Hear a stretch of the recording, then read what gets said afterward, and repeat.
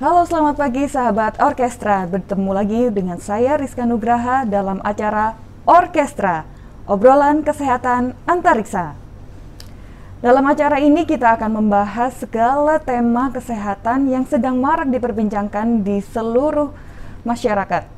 Tema kita pada kali ini adalah tentang pemberlakuan kembali PPKM, yaitu pemberlakuan pembatasan kegiatan masyarakat secara mikro. Baik sahabat orkestra, saat ini di studio telah hadir bersama kita seorang narasumber yang ahli di bidangnya dan akan bersama-sama dengan kita membahas tentang PPKM mikro ini. Sudah hadir bersama kita Dr. Mukti Arja Berlian. Selamat pagi, Dok. Pagi. Bagaimana kabarnya, Dok? Sehat. Alhamdulillah, ya baik, Dok. Beliau adalah seorang kepala Rumah Sakit Angkatan Udara Dr. Esnawan Antariksa. Baik, Dok. Untuk saat ini pemerintah memberlakukan kembali tentang PPKM mikro. Hal ini dilaksanakan oleh pemerintah dikarenakan kasus lonjakan COVID-19 yang melonjak akhir-akhir ini. Terkonfirmasi 15.000 positif COVID-19 per harinya. Apa sih, Dok, tentang PPKM mikro itu sendiri, Dok? Mungkin dokter bisa menjelaskan kepada kami dan sahabat orkestra. Ya, terima kasih. Saya akan sedikit menjelaskan tentang PPKM mikro, di mana ini menjadi perintah dari Bapak Presiden untuk seluruh masyarakat menjalankan PPKM mikro. PPKM mikro itu yang disebut dengan PPKM mikro, memang kita harus melaksanakan semua itu mulai dari level yang terbawah. Level terbawah itu mulai dari RT, RW, ya, sehingga kita bisa benar-benar memperoleh data atau mengetahui masyarakat yang benar-benar terkonfirmasi positif itu. Baik, Dok. Jadi skala mikro ini dimulai dari tingkat yang paling bawah ya, Dok, di lingkungan masyarakat, yaitu dimulai dari RT dan RW. Seperti itu ya, Dok, ya. Lalu, Dok, bagaimana dengan pemetaan dari PPKM itu sendiri sehingga kita dapat mengetahui zona-zona di wilayah yang terkonfirmasi positif gitu, Dok? Oke, jadi memang dalam PPKM mikro itu keterlibatan seluruh masyarakat itu penting. Jadi apa yang harus kita lakukan sebelum kita melihat zona-zona yang ada di PPKM mikro? Yang pertama, kita di level RT itu membuat satu posko. Posko itu untuk mengkoordinir pelaksanaan dari PPKM mikro. Jadi dari RT melihat bagaimana kondisi warganya. Kita lihat kalau zona itu mulai dari zona hijau, kuning, oranye, dan merah terakhir. Kalau zona hijau itu dalam satu komplek, dalam satu RT itu belum ada yang terkonfirmasi atau belum ada yang suspek. Jadi kita tetap dalam hal ini melakukan testing, ya. Kalau misalnya diketemukan ada salah satu warga yang terpapar atau terkonfirmasi atau suspek, itu segera dilakukan tracing. Tapi kalau zona hijau itu clear. Tapi tetap harus kita lakukan testing secara masif berkala sehingga kita akan tahu. Kemudian zona kuning itu bila dalam satu komplek itu ada 1 sampai 5 rumah itu yang terkonfirmasi positif, sehingga ini tugas daripada posko, yang dimana di posko itu melibatkan seluruh masyarakat, lapisan masyarakat, sehingga dia harus benar-benar melakukan tracing dari warganya itu. Ya, sudah ada aturannya tracing harus bagaimana. Kemudian mereka melakukan penjagaan yang ketat dan membantu yang melaksanakan isolasi mandiri, karena mereka dengan positif itu melakukan isolasi mandiri sehingga terkontrol. Nah, kemudian yang zona oranye itu bila dalam satu komplek atau dalam satu RT itu ada 5 sampai 10 rumah yang terkonfirmasi positif. Nah, ini kalau sudah oranye ini kita harus waspada.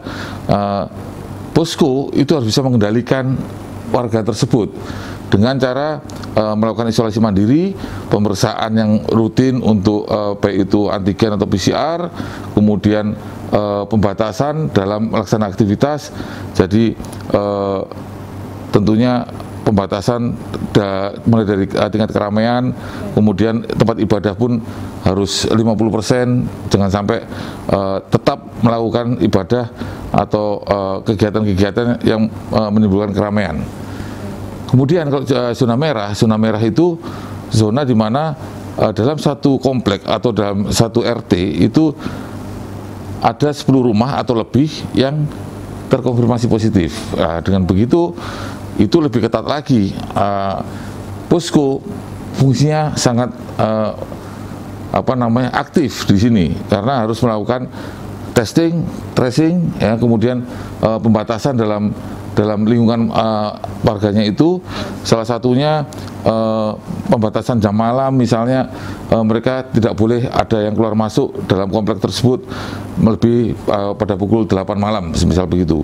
Kemudian mereka juga melakukan pembatasan, misalnya ada orang-orang yang berkumpul tidak boleh lebih dari 3 orang. Kemudian untuk sekolah mereka melakukan daring. Ini yang sangat diharapkan bisa posko ini bisa mengendalikan, dan ini yang dikatakan bahwa keterlibatan seluruh masyarakat sangat penting. Dan salah satu sekarang yang lagi ramai adalah dengan adanya keterlibatan 4 pilar. Siapa? Dengan 4 pilar itu sendiri, dokter bisa menjelaskan di sini? 4 pilar itu mulai dari pemerintah daerah, mulai dari RT, RW sampai kepala desa. Kemudian keterlibatan yang kedua adalah dinas kesehatan, baik itu puskesmas, bidan desa atau apapun. Kemudian yang ketiga itu TNI ikut terlibat, Babinsa. Kemudian Polri adalah Babin Kamtipmas. Nah, ini yang harus sinergi mereka bekerja untuk sama-sama menekan penyebaran COVID-19. Jadi seluruh aspek masyarakat itu sangat berperan penting dalam pemutusan pencegahan COVID-19 ini, ya, Dok, ya. Seperti itu, Dok. Mungkin bisa dilanjutkan, Dok, untuk fungsi dari 4 pilar itu tadi, Dok. Ya, memang 4 pilar ini mempunyai fungsi yang sendiri-sendiri. Mereka sudah ada fungsinya karena mereka saling mendukung. Kalau masalah kesehatannya nanti dinas kesehatan akan membantu puskesmas, bidan desa atau perawat puskesmas. Kemudian untuk melakukan isolasi mandiri, tentunya ketua RT, ketua RW mempunyai peran sangat besar, baik juga untuk tracing, ya, kemudian peran TNI, Babinsa dan Babin Kamtipmas di sini adalah ikut menjaga, dan mereka juga mempunyai fungsi untuk melakukan tracing untuk bisa mengetahui penyebaran yang masif tersebut. Babin Kamtipmas, ya, Dok, ya? Ya, fungsi sama Babinsa untuk melakukan tracing terhadap masyarakat di lingkungan sekitarnya, ya, Dok, ya? Baik, Dok. Terima kasih untuk penjelasan tentang PPKM Mikro itu, Dok. Nah, sekarang apakah ada tips dari dokter nih, bagaimana cara kita untuk memutus mata rantai COVID-19 ini, Dok? Silakan, Dok. Terima kasih. Setelah berjalan kita menghadapi pandemi COVID-19 ini sudah 1 tahun, hampir 1,5 tahun, banyak liku-liku, banyak hal yang memang bisa kita evaluasi, dan saya melihat bahwa dalam mengatasi ini memang dibutuhkan kebersamaan seluruh lapisan masyarakat, dan saya ada 5 poin yang memang harus kita perhatikan. Yang pertama adalah kita lakukan testing dan tracing.